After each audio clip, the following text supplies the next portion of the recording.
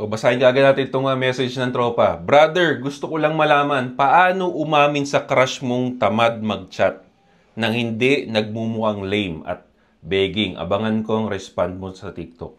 Bago natin sagutin yan pare, yung Bad Boy Trinity natin, si Dus 50ml natin are sold out. Maraming salamat pero parating na yung bago nating stock. Available pa naman yung Climax at Foreplay natin. Check it out.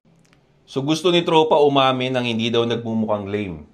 Real talk lang pare, meron bang cool way para umamin? Kasi para sa akin wala eh. Ang malala pa rito, gustong umamin ni tropa sa babaeng tamad mag-chat sa kanya. Bakit ka aamin sa babaeng tamad mag-chat sa'yo pare? Ano sa tingin mong makukuha mo dyan? Wala. Ipapahiya mo lang yung sarili mo dyan bro.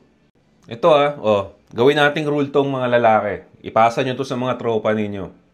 Kung gustong-gusto nyo talagang umamin, hindi ako agree dyan, no? Pero kung gustong-gusto nyo talagang umamin, humanap muna kayo ng motibo. Humanap muna kayo ng go signal galing sa babae bago kayo umamin. Para medyo mababa yung chance na mapahiya kayo, pare.